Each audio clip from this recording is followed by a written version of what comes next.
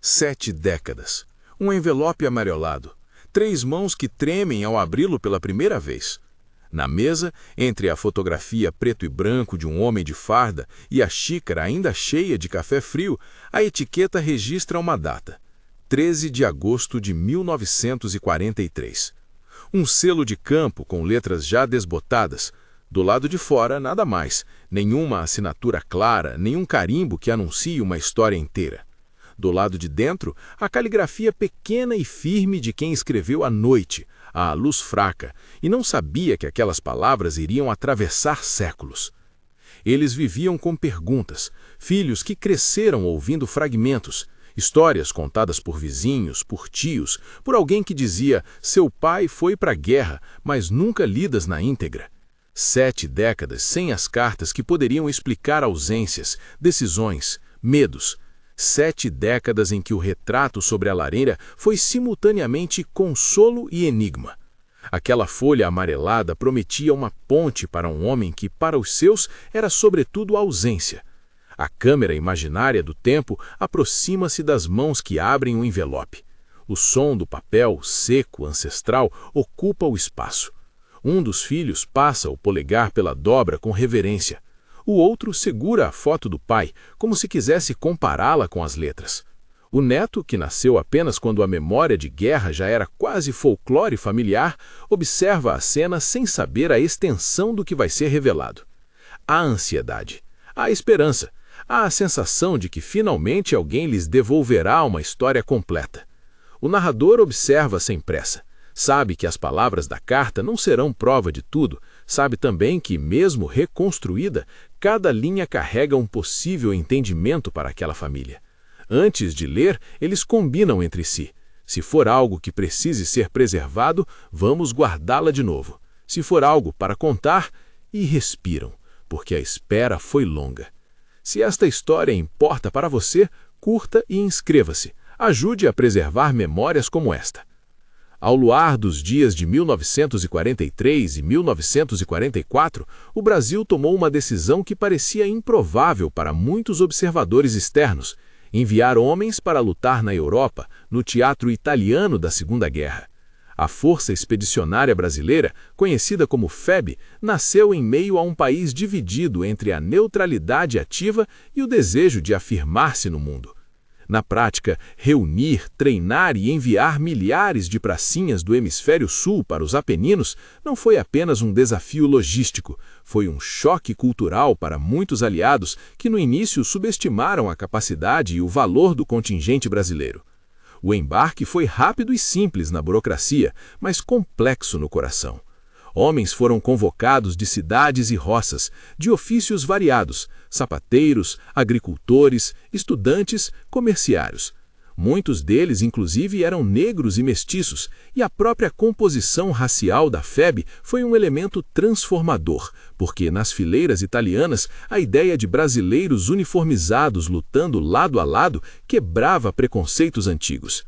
Nos meses de treinamento em bases nos Estados Unidos e na própria Itália, esses homens aprenderam não só a manejar armamento e tática, mas a confiar uns nos outros de maneira que as palavras em casa não podiam descrever.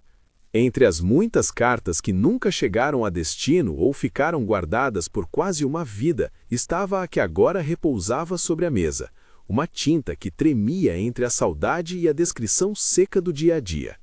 Antes de seguir adiante, vale lembrar, segundo arquivos e relatos históricos, que a atuação da FEB teve efeitos palpáveis na percepção dos aliados. Em Fornovo di Taro, por exemplo, houve rendições e capturas que ajudaram a consolidar a imagem da tropa brasileira entre os comandantes aliados. Registros documentais apontam que milhares de prisioneiros alemães foram contabilizados nas operações finais na Itália. Um dado que, somado à disciplina e à eficácia operacional demonstrada, mudou olhares e classificações. Comandantes aliados, entre eles Mark Clark, reconheceram o valor do contingente e o nome do soldado anônimo ganhou relevância num teatro de guerra que julgou alguns meses antes ser improvável. Eles começam a leitura em voz alta. A voz que sai do papel é a voz do tempo e da intimidade, uma mistura de relato e confidência. Antes de cada trecho lido em primeira pessoa, o narrador explica: o segmento a seguir é uma reconstrução baseada em cartas de pracinhas e relatos documentados, buscada para dar voz ao que aqueles que partiram talvez quisessem dizer. A família aceita essa qualificação com um aceno quase imperceptível. Qualquer chance de compreender é bem-vinda. Escrevo com as mãos geladas e o combustível da esperança. Começa a voz simples e direta, sem floreios retóricos. Aqui, quando a noite desce, o vento dos Apeninos parece querer cortar a alma, mas entre um passo e outro aprendemos o que é ser irmãos. A carta recorta imagens cotidianas do fronte, a lama durante as marchas, as rações encharcadas, as botas gastas. Fala de camaradas que se tornaram família por necessidade.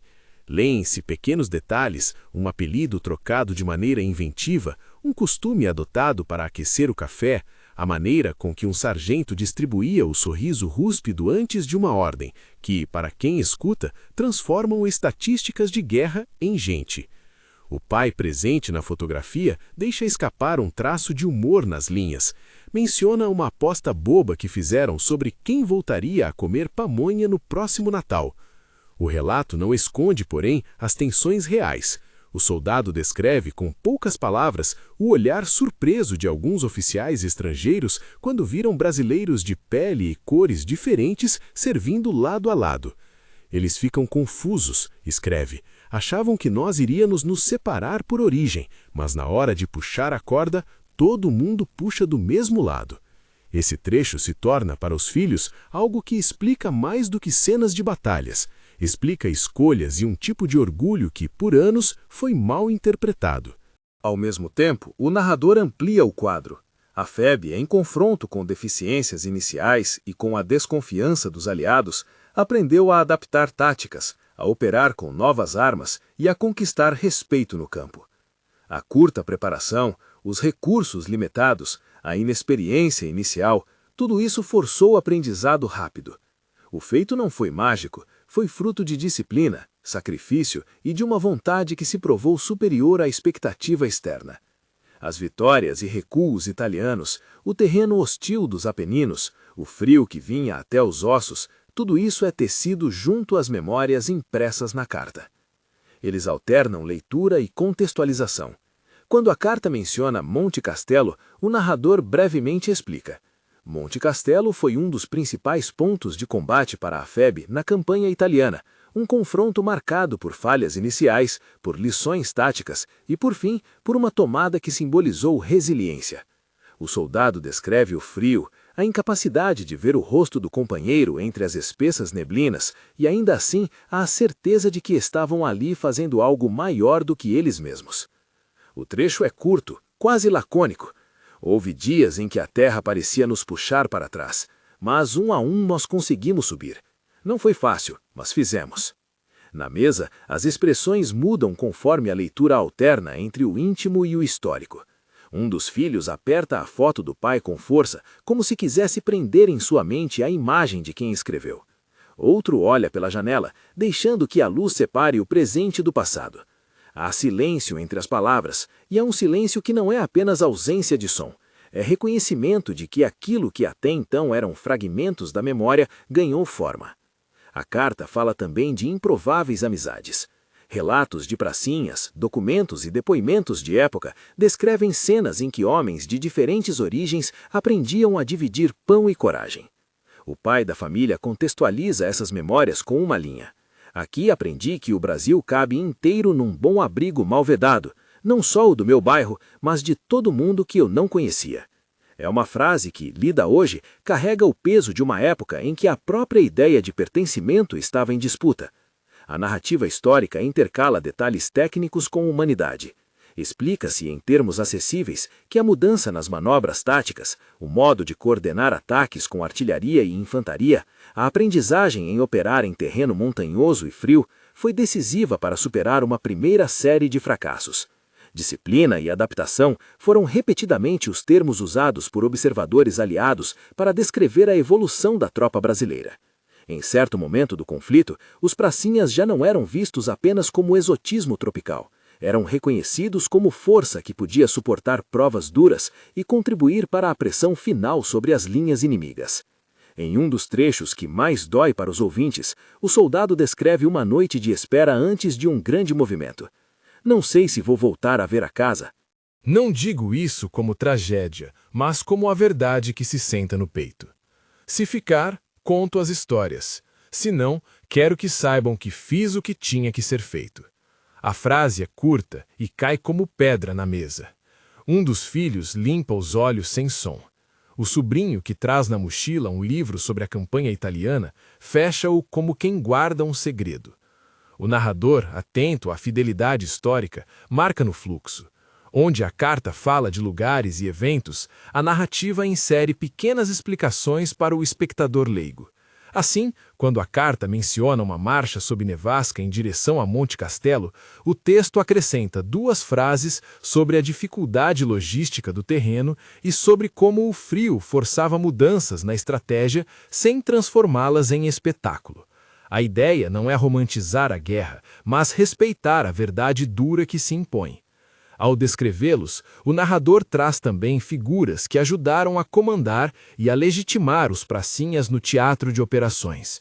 O general João Batista Mascarenhas de Moraes, à frente da FEB, Mark Clark, comandante aliado com quem houve reconhecimento público do valor brasileiro, e, no Planalto Político de Brasília, Getúlio Vargas, cuja decisão de enviar tropas teve motivações complexas. Esses nomes aparecem com suas funções, sem frases atribuídas a eles sem registro. O objetivo é situar o leitor, não criar discursos. A carta, por sua vez, não se alonga em elogios a líderes. Seu tom é prático e íntimo. Fala de ordens, sim, mas fala mais de olhos que se encontravam antes da partida, de um amigo que escondia a carta da mãe para que ela não se preocupasse, de um caderno de música com que amenizaram uma tarde de descanso. Ao ler essas linhas, os filhos percebem nuances. O pai era cuidadoso, generoso e mantinha a esperança de retornar. E ainda assim, havia a consciência do risco. Nos relatos pessoais defendidos pelo narrador, um tema era insistente. A integração racial dentro das fileiras foi um choque para quem partiu e para quem observava. O soldado, na carta, menciona com simplicidade que a cor da pele deixou de ser condicionante na hora de lutar e de suportar o frio. Nosso abrigo tem a cor de quem dorme nele. Essa frase transforma-se em lição para a família, que nas décadas seguintes viveu o impacto desse tipo de compreensão no cotidiano. Histórias de ascensão, portas abertas em profissões antes negadas, reconhecimentos que demoraram, mas que vieram. E, ao mesmo tempo, o narrador não omite o fato de que o preconceito não desapareceu com a viagem da FEB. Relatos de discriminação persistiram. No entanto, a convivência forçada e o reconhecimento em campo abriram fissuras que se tornaram mudanças sociais ao retornar ao Brasil. Essa perspectiva explica parte do legado que a família passaria a perceber como motivo de orgulho. A carta, mesmo escrita longe e em meio ao caos, carrega, em frases curtas, uma semente de mudança social que germinou lentamente no país. Os pracinhas, diz o narrador, provaram no terreno que a miscigenação e a diversidade não eram pontos de fraqueza, mas de força. Essa constatação teve reflexos além das trincheiras, ajudou a questionar hierarquias raciais e sociais, inclusive dentro das próprias Forças Armadas, ainda que mudanças mais profundas só viessem com o tempo e muita luta. Quando a leitura alcança as linhas que mencionam o primeiro confronto sério, a voz do pai muda de ritmo. Há detalhes táticos, fizemos avanço em zigue-zague para evitar as rajadas, que o leitor leigo não precisa entender completamente, mas que traduzem preocupação e engenhosidade. O soldado fala de uma ordem recebida e do silêncio que a antecedeu. O silêncio é o que dói antes de tudo, e a família, pela primeira vez, entende o som que talvez tenham sentido por tantos anos. Não apenas bombas, mas o silêncio de quem não volta. A narrativa reserva também espaço para pequenas surpresas de humanidade. Cartas trazem anedotas, lembranças de refeições compartilhadas, violões improvisados. O pai lembra de ter aprendido uma canção que anos depois entoaria no quintal de casa se tivesse voltado. Esses fragmentos são o que prendem os filhos àquelas folhas, porque entre a ação militar e a política global há uma existência cotidiana que se prolonga em detalhes. Não é apenas saudade o que se lê. A carta carrega convicção, uma convicção que se transforma em explicação para escolhas. Parti porque achei que se algo de bom houvesse de vir, era lá que poderia começar, escreve ele. Não é retórica patriótica, é escolha prática, assumida com humildade. As folhas dobradas no papel da carta, ao lado do selo de 1943, a escolha parece agora ao alcance da compreensão dos filhos. Havia razões ideológicas, havia desejo de pertencimento a algo maior do que o trabalho e a cidade natal. Havia ainda a busca por possibilidades que o Brasil, em certa época, não oferecia. À medida que a leitura avança, o tempo na narrativa se comprime. A carta corta para momentos de combate, para instruções, para nomes de amigos cujas fisionomias os filhos nunca conheceram pessoalmente. Em um desses momentos, o pai escreve sobre um apelido coletivo. Chamávamos uns aos outros pelo apelido, e aí, de repente, éramos irmãos de alma. O apelido é, na carta, quase jovial, uma forma de resistência ao medo.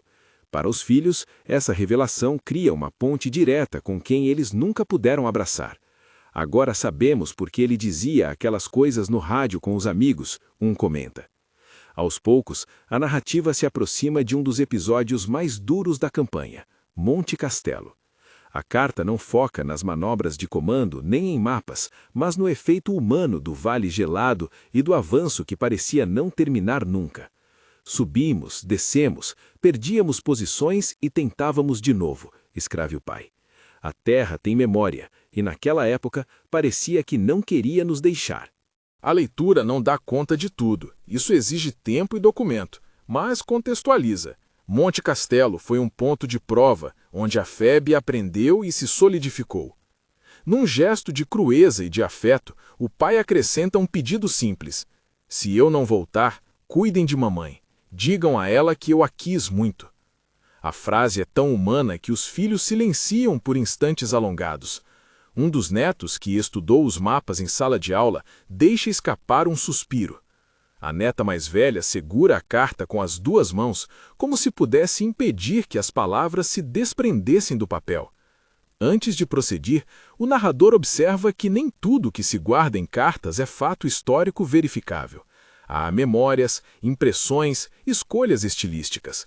Assim, quando o soldado comenta detalhes íntimos, o roteiro recorda que aquilo é, segundo a carta, uma maneira de preservar a honestidade sem transformar memória pessoal em afirmação universal.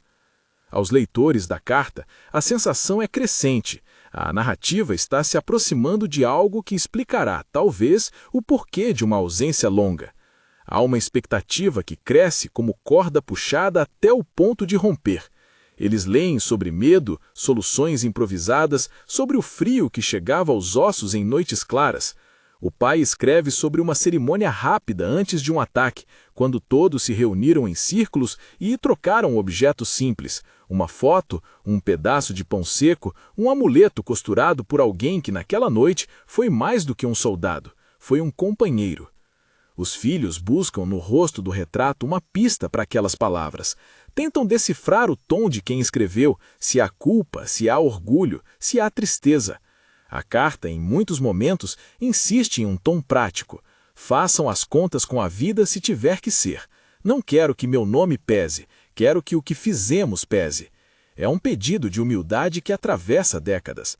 A narrativa interrompe por um momento a leitura para explicar ao espectador como as ações militares que pareciam pequenas e isoladas acabaram por ter repercussões estratégicas. A FEB, relativamente modesta em número frente a exércitos maiores, mostrou capacidade de manobra e nos combates finais participou de operações que contribuíram para rendições expressivas. A captura de milhares de prisioneiros nas fases finais da campanha italiana e a disciplina observada foram elementos que alteraram a percepção sobre a tropa brasileira no teatro de operações. Esse reconhecimento não é apenas elogio, é um legado que as cartas pessoalmente narram de maneira indireta. Eles retomam a leitura com cuidado, como se as palavras após esse bloco pudessem selar destinos. A carta chega a um trecho em que o pai descreve uma noite particular, a véspera de um ataque importante. Escrevo porque a mão treme, não por medo, mas por ser humano, confessa. Descreve o frio que corta as botas, a respiração que se vê no ar, a figura de um companheiro encostado em uma rocha com um sorriso triste.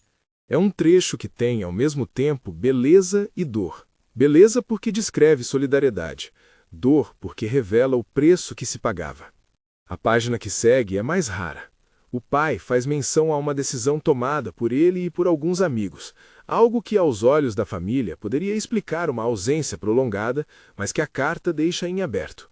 Fizemos um acordo com o destino, se acaso não houvessem caminhos, escreve. Ele não explica detalhes logísticos, prefere tocar na ideia do compromisso coletivo, um pacto de que se um não voltasse, os outros contariam a história por ele. Essas linhas, lidas no presente, fazem a família entender que havia sim um propósito partilhado entre aqueles homens. A tensão cresce quando a carta descreve o início da ofensiva. Barulho distante, a ordem que chega, as últimas cartas escondidas no bolso. O leitor físico da carta sente um peso que não sabe explicar. O narrador, por sua vez, realça que a carta não é documento probatório de destino final. O que aconteceu depois dessas linhas permanece indefinido a partir da própria carta.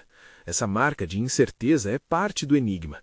Há imprecisões, há rasuras temporais, mas mesmo assim a leitura transforma o que era ausência em possibilidade de compreensão. Enquanto isso, o narrador devolve ao espectador trechos curtos de contexto histórico. Quem era Mascarenhas de Moraes, como as ordens se alinhavam aos objetivos aliados e por que Fornovo se tornou um palco de rendição e confronto final. As explicações são concisas, para não cansar a escuta, e servem para iluminar o que a carta evoca. Em Fornovo, as operações finais culminaram em capturas que foram contabilizadas em números significativos. A presença brasileira foi um fator que ajudou a pressionar a linha inimiga nos estágios finais. A família interrompe novamente. Há um momento em que o filho mais velho, com voz embargada, pergunta algo que a carta não responde. Ele voltou? A pergunta paira no ar. Os outros olham para o envelope, para a caligrafia, e sabem que a resposta não estará ali de maneira clara. O próprio narrador lembra que o destino do homem, conforme os arquivos disponíveis para esta história, pode ser indefinido naquele ponto, e que a carta, mesmo contendo pistas, não substitui documentos oficiais. Ainda assim, ela oferece o entendimento emocional que por décadas lhes faltou. A leitura continua até que a carta atinge um fragmento que parece ter sido escrito com pressa e ternura. Se estas linhas chegarem, saibam que eu quis bem. E se não chegarem, que sirvam a quem as encontrar como prova de que nós existimos. Essa frase, quase poética na sua simplicidade, provoca um silêncio profundo. O neto, ainda jovem, pergunta ao avô: "E se a gente guardar essa carta na caixa de coisas da família?" A ideia soa natural. Guardar para preservar. Guardar para que as próximas gerações possam finalmente ouvir a voz do homem que foi e escreveu. O narrador, sensível ao ritmo emocional, observa que ali se fecha um capítulo e se abre outro. Onde termina a carta e onde começa a interpretação é território de família e de historiadores. A carta transforma-se em objeto de estudo e de devoção. Eles a dobram cuidadosamente, olham o selo e percebem que a folha, embora frágil, carrega uma força robusta, a de uma voz que atravessou guerra, distância e tempo. No entanto, o mais potente ainda está por vir.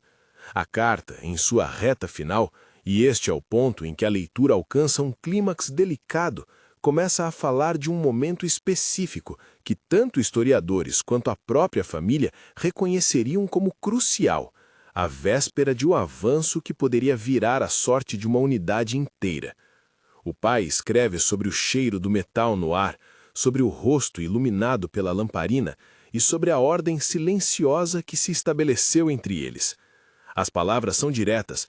Se amanhã for o dia, digam para a mamãe que a gente se olhou como sempre e que nos despedimos como irmãos.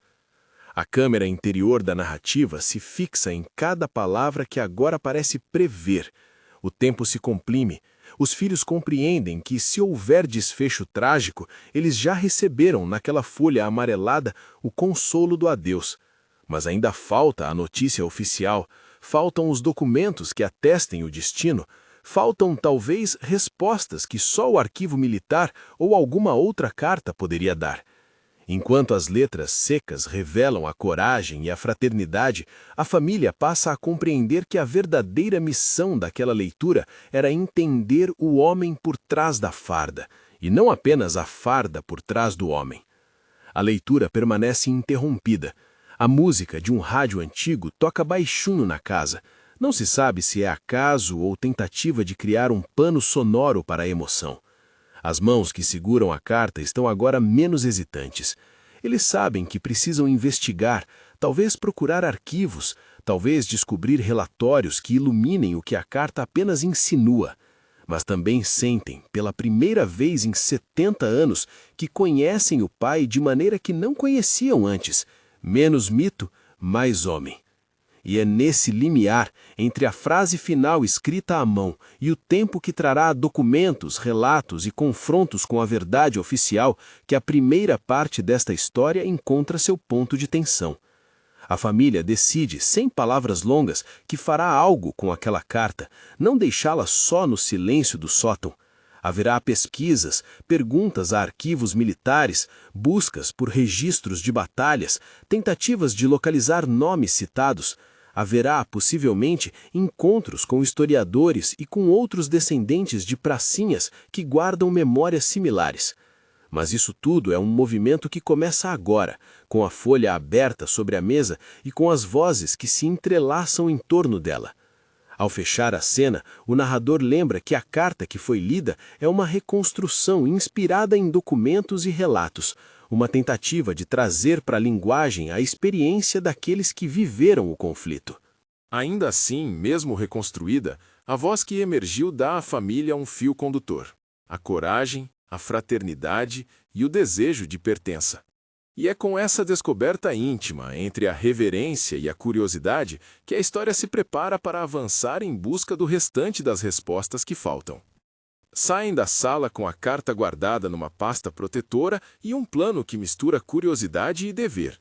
Procurar arquivos, conversar com quem estuda a campanha italiana, achar fragmentos que confirmem o que o papel sugere. A investigação começa simples, com ligações a um pequeno museu local que conserva lembranças da FEB e com perguntas ao neto, que por acaso cursou História. Logo se formam contatos: um arquivista em Brasília, um professor universitário que pesquisou os pracinhas e a indicação de um livro de memórias escrito por um veterano que sobreviveu a Monte Castelo. No arquivo central, as pranchas de metal e as fichas amareladas cheiram a tempo. O homem do arquivo fala com respeito. Muitas cartas se perderam, muitas chegaram por acaso. O que sobra é aparato burocrático, ordens, relatórios, listas de embarque. Ele abre um livro de registros de unidade e mostra com a ponta do dedo anotações de deslocamentos, datas e nomes de lugares: Monte Castelo, Castelo Novo, Fornovo de Taro. Os filhos olham aqueles registros com uma mistura de alívio e frustração. Há a confirmação de presença da unidade na campanha, mas nada que responda de modo direto ao destino pessoal que lhes faltou por 70 anos. Em vários momentos, a palavra que aparece ao lado de um nome é indefinido, sinal de que os arquivos oficiais nem sempre foram capazes de fechar suas lacunas. No diálogo com o professor, eles escutam o que a história contextualizada pode oferecer. Ele fala do impacto coletivo. A participação brasileira em Fornovo não foi apenas simbólica. Registros das operações finais indicam capturas expressivas, da ordem de dezenas de milhares de prisioneiros ao longo das campanhas finais na Itália. Em Fornovo, os números consolidados nas comunicações aliadas foram citados como um elemento que pressionou a retirada alemã. A contribuição brasileira ajudou a compor essa pressão. O professor menciona que, em relatórios aliados, o desempenho da FEB passou de curiosidade a elemento confiável, e que, para muitos pracinhas, isso significou uma forma de reconhecimento que reverberaria décadas depois. A família encontra também fotografias de arquivo onde se reconhecem uniformes brasileiros enlameados, os rostos jovens sob boinas, as botas marcadas por trilhas geladas. Em uma imagem, um grupo distribui ração sob neve fina. Em outra, um soldado segura um rádio antigo, a boca apertada entre o frio e a concentração. Não há o rosto do pai em especial, mas o conjunto da textura ao que a folha amarelada descrevia em traços, o frio dos Apeninos, o humor que resistia ao perigo, a fraternidade que nascia do risco compartilhado. Ao regressar, eles sentem uma mistura de vitória e frustração. Confirmaram a presença do contingente nos lugares narrados pela carta. Encontraram dados que atestam a importância tática da FEB em determinados momentos. Descobriram menções a operações que contribuíram para rendições importantes e, ainda assim, não localizaram um documento que, de maneira inequívoca, diga o que aconteceu a quem escrevera aquelas linhas. O destino do homem é, naquele ponto, indefinido. Essa indefinição, porém, não apaga o efeito prático da carta. Ela explicara motivos, gestos e afetos. Ofereceram um mapa emocional para quem, por 7 décadas, viveu à sombra de um retrato. De volta à mesa da cozinha, recomeçam a leitura. Agora, sob nova luz, as palavras do pai ganham noutro compasso, mais entendidas, menos misteriosas. O tom é o de quem escreve para consolar e para relatar. Antes de cada excerto, o narrador indica com clareza. O trecho que se segue é uma reconstrução inspirada em cartas de pracinhas e relatos documentados, uma tentativa de traduzir em voz o que muitos escreveram e muitas famílias receberam. Trecho reconstruído com base em cartas de pracinhas e relatos documentados. Hoje a lamparina mal me deixa ver o rascunha. A mão treme porque é humana, porque a noite é longa e a lembrança acende o vazio. Não digo que tenho medo de morrer, digo que não sei como explicar a casa para quem não está lá para ouvir. Quando penso em vocês, invento um almoço que nunca acabou. Se algo acontecer comigo, contem que saí de casa com o peito apertado e a cabeça cheia de promessas de volta. A reconstrução deixa visíveis as prioridades do escritor: cuidar da família, afirmar um propósito, sublinhar que a despedida já era, de certa forma, uma ação coletiva entre homens que se pensavam irmãos. E é nesse terreno que a família encontra as respostas que lhes faltavam, não necessariamente sobre um certificado de morte, mas sobre intenção, caráter e escolha. Enquanto as linhas seguintes tratam de tática e do cotidiano, o narrador insere um bloco de contexto que resume em poucas frases por que a FEB mudou percepções externas. A tropa, inicialmente subestimada, demonstrou disciplina, capacidade de adaptação a terreno montanhoso e integração entre homens de diferentes origens. Em Fornovo de Taró, nas operações correlatas ao avanço aliado, houve, segundo relatórios aliados compilados, rendições contabilizadas em números que impressionaram a cúpula. Algo que foi lido como prova de que a pressão aliada, composta também pela contribuição brasileira, funcionara. Mark Clark e outros comandantes ali valorizavam a cooperação entre forças. A presença consistente da FEB foi para eles um elemento a ser considerado estrategicamente. A carta prossegue, e em um trecho que os filhos agora percebem quase como presciência, o pai descreve os últimos preparativos antes de um movimento decisivo. A voz é contida, sem drama. A contenção é o que mais surpreende a família. O pai não escreve fogos de glória. Descreve objetos palpáveis, um pedaço de corda que serviu para amarrar uma bota, um pequeno adorno costurado na gola por uma mãe distante, um terço improvisado por um colega. É a matéria do cotidiano, que, quando posta lado a lado com ordens e mapas, mostra quem eram aqueles homens. Arrumei minhas coisas de forma que, se alguém as encontrasse, soubessem que as coisas de casa estavam comigo. Guardei uma foto da mãe dentro do casaco e prometi a mim mesmo que, se voltasse, o primeiro lugar que veria seria a porta do quintal. Não sei se volto, mas sei que onde estamos, ninguém pensa em cor. Pensamos em passo, pensamos em calor para o amigo. A leitura dessa passagem provoca uma pequena convulsão no grupo. Um dos filhos, que sempre imaginou o pai como distante e prático, percebe a dimensão afetiva que lhe faltava. À medida que as palavras se sucedem, surgem memórias orais que complementam a folha. Vizinhos que recordavam o homem contando piadas nas feiras, a irmã que dizia que ele sempre protegia os menores. As linhas da carta parecem confirmar aquilo que as histórias de família jamais haviam explicado por completo: o motivo de uma decisão, a natureza de um caráter. O roteiro segue para Monte Castelo, um marco que para a FEB funcionou como sala de prova. O narrador retoma o equilíbrio entre emoção e precisão. O soldado, em sua carta, dedica poucas linhas ao assunto, mas cada uma delas tem a densidade de quem esteve lá. Subimos por trilhas onde a neve apagava nossa vontade de cantar. Perdíamos posições e nos reagrupávamos. Tínhamos uns homens que choravam em silêncio e outros que contavam piadas para não deixar o frio entrar. Eu mesmo pensei em desistir de certas promessas de homem casado, se isso soasse a covardia. Mas quando vi o rosto do João pegando a manta para o irmão, entendi que aquilo era mais que nós. A família reconhece nessas linhas um testemunho de que a ação coletiva era também um ato íntimo. Cuidar do outro, partilhar o resto do pão, trocar apelidos que durariam uma vida. A leitura abre um espaço em que a história da nação e a história pessoal se entrelaçam sem perder verossimilhança. A pesquisa feita nos arquivos retorna agora com um documento que a família considera um achado, um relatório de operações, fragmento do diário de uma companhia, que descreve de forma lacônica e burocrática uma manobra de envolvimento na região de Fornovo. O documento não traz nomes pessoais completos, mas cita a mobilidade das unidades brasileiras naquela área e, ao final, um apanhado de prisioneiros recolhidos pelos aliados durante as operações finais. O número que aparece nas comunicações aliadas é citado como significativo, a ordem de 14.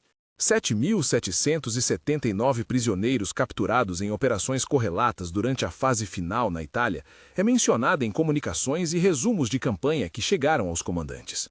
Para a família, esse dado é um alicerce objetivo. Se a FEB contribuiu para operações que resultaram em capturas dessa magnitude, então o papel daqueles homens ganhou relevo estratégico e o que o pai escreveu nas linhas de medo e ternura encaixa-se num quadro maior.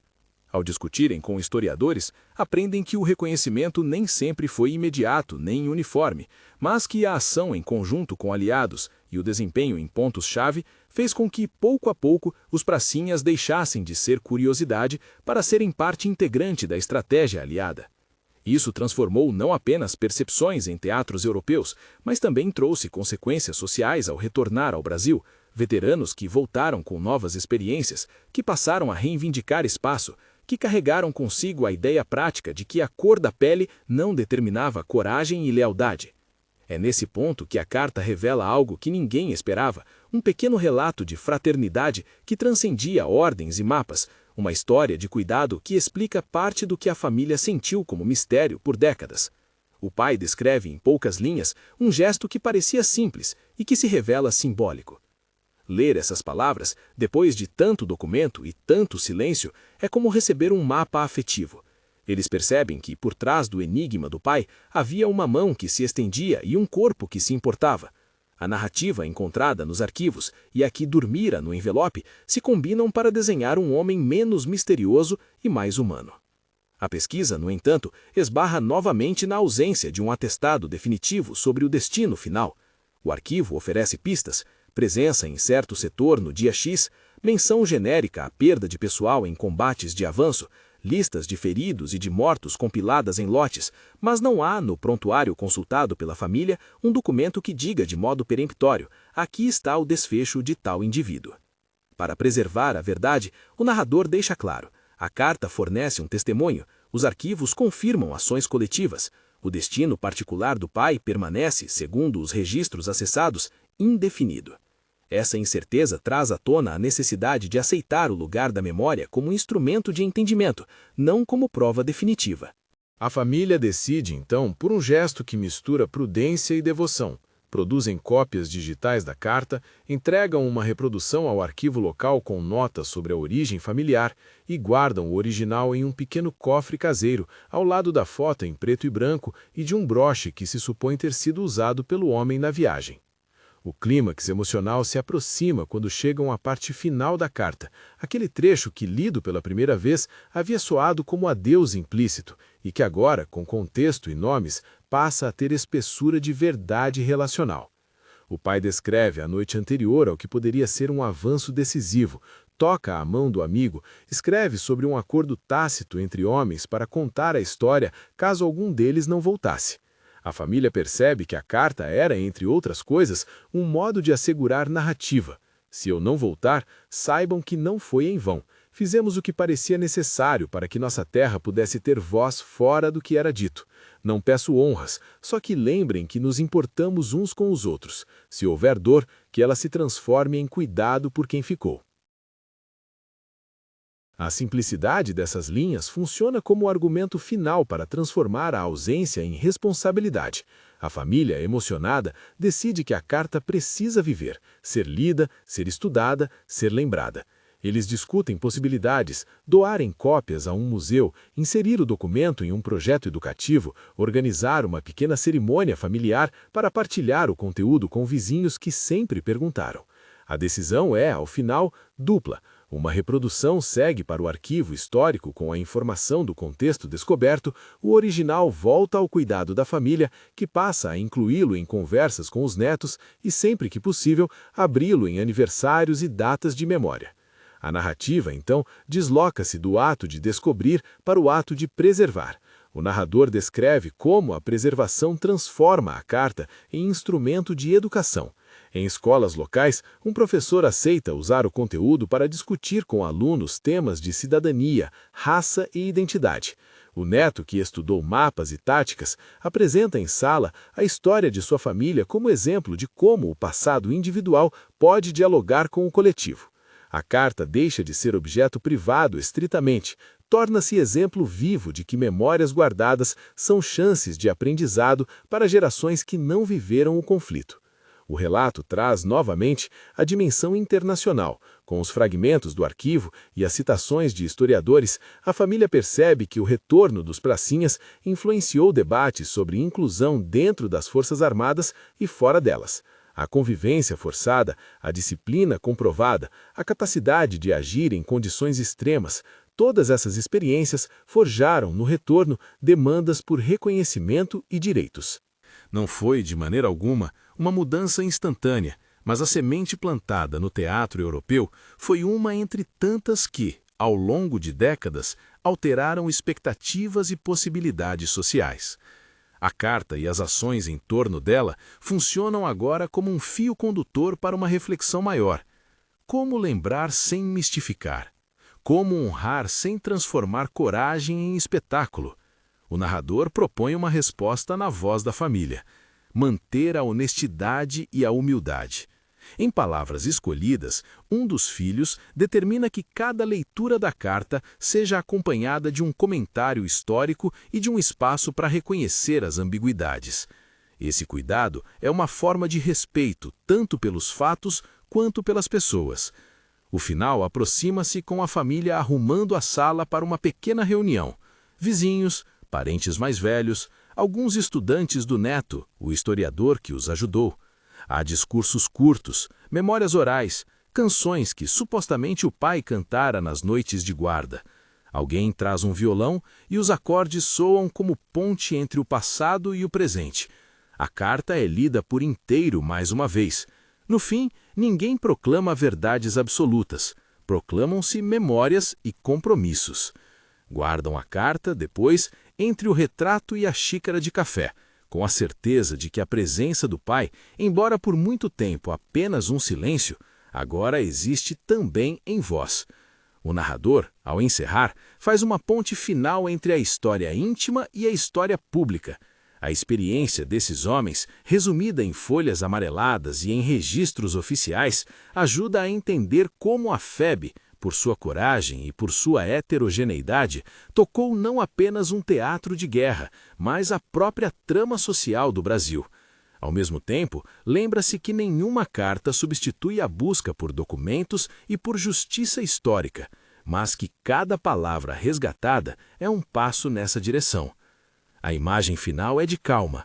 A câmera imaginária afasta-se da mesa onde a carta repousa agora dentro do cofre caseiro. O retrato do homem de farda parece mais próximo de um rosto conhecido do que de uma máscara de ausência.